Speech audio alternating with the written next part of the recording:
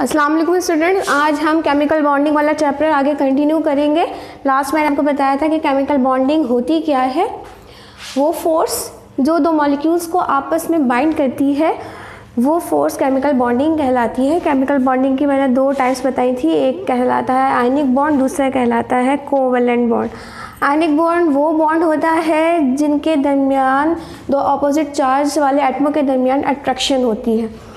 ये force of attraction इतनी ज़्यादा होती है कि जिसके नतीजे में क्या होता है, मुकम्मल ट्रांसफ़र होती है इलेक्ट्रॉन की।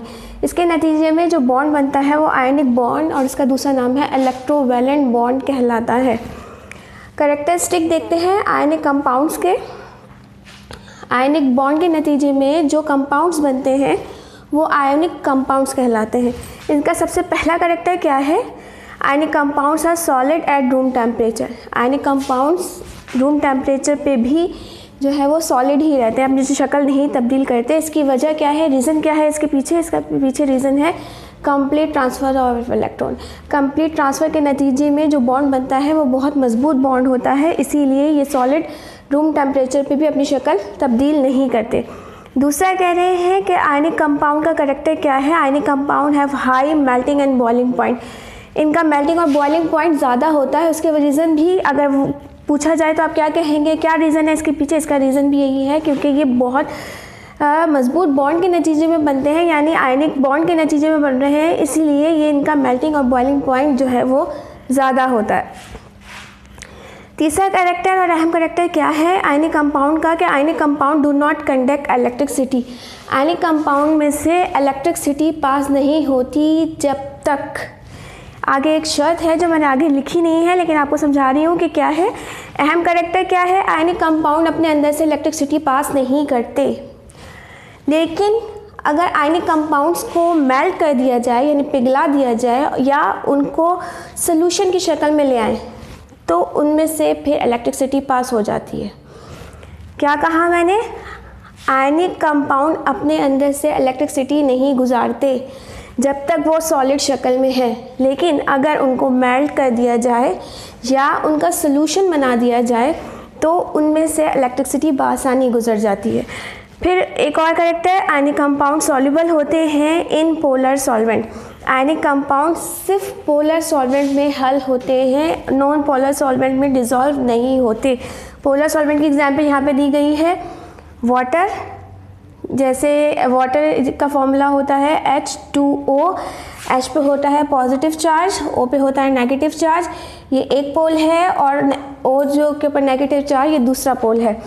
पोलर सॉल्वेंट में आयनिक कंपाउंड बआसानी सॉल्युबल हो जाते हैं, लेकिन नॉन पोलर सॉल्वेंट में आयनिक कंपाउंड डिज़ोल्व नहीं होते। दूसरा जो बॉन्ड है वो है कोवैलेंट बॉन्ड। कोवैलेंट बॉन्ड वो बॉन्ड होता है जो शेयरिंग के नतीजे में बनता है। शेयरिंग के नतीजे में बनने वाला बॉन्ड कभी भी मजबूत नहीं होगा। जैसे आयनिक बॉन्ड मजबूत बॉन्ड है, ये बॉन्ड मजबूत नहीं होता। इसके कैरेक्टरिस्टिक देखते हैं, कोवैलेंट कंपाउंड सॉफ्ट सॉलिड होते हैं, रूम टेम्परेचर पे ये अपनी शक्ल तब्दील कर लेते हैं, या तो ये लिक्विड फॉर्म में मिलेंगे या सॉफ्ट सॉलिड होंगे या गैसेस की शक्ल में पाए जाते हैं। मैंने आपको अभी बताया कि क्योंकि ये इनके दरमियान जो बॉन्डिंग है वो मजबूत बॉन्डिंग नहीं है, इस वजह से ये अपनी शक्ल बरकरार नहीं रख पाते, इसीलिए ये किस शक्ल में मिलते हैं, सॉफ्ट सॉलिड की शक्ल में, लिक्विड की शक्ल में या गैसेस की शक्ल में। एक और इम्पॉर्टेंट कैरेक्टर, आयनिक कंपाउंड ये कोवैलेंट कंपाउंड लो मेल्टिंग और बॉइलिंग पॉइंट रखते हैं। कोवैलेंट कंपाउंड जो है ज़ाहिर है जो है वीक फोर्सेस मौजूद हैं, ये मजबूत बॉन्डिंग नहीं है, इस वजह से इनका बॉइलिंग पॉइंट और मेल्टिंग पॉइंट भी कम होता है अगर हम कंपैरिजन करें आयनिक कंपाउंड से। इसका एक और कैरेक्टर, इनमें से भी इलेक्ट्रिसिटी पास नहीं होती, चाहे ये सॉलिड शक्ल में हो या मेल्ट हो जाए या इनका सोल्यूशन बना दिया जाए, इनमें से इलेक्ट्रिसिटी पास नहीं होती। आखिरी कैरेक्टर क्या है, क्योंकि इनके दरमियान वीक वंडरवॉल फोर्सेस होती हैं। वीक वंडरवॉल फोर्सेस का मतलब होता है दो मॉलिक्यूल्स के दरमियान, जो एटम और मॉलिक्यूल्स आपस में कंबाइन हुए होते हैं, जुड़े हुए होते हैं, उनके दरमियान जो फोर्स है वो बहुत कमज़ोर होती है। इस वजह से ये क्या होता है, अपनी शक्ल बरकरार नहीं रख पाते।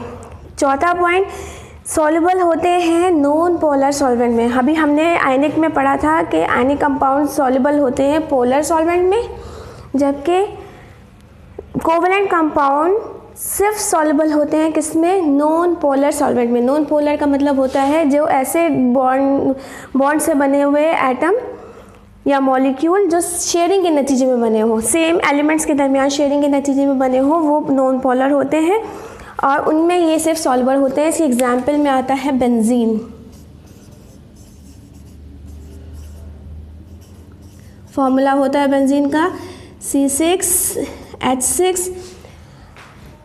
नॉन पोलर सॉल्वेंट में कोवेलेंट कंपाउंड डिज़ोल्व होते हैं। ये हमारा टॉपिक था आज का। अब इंशाल्लाह आगे अगली क्लास में कंटिन्यू करेंगे।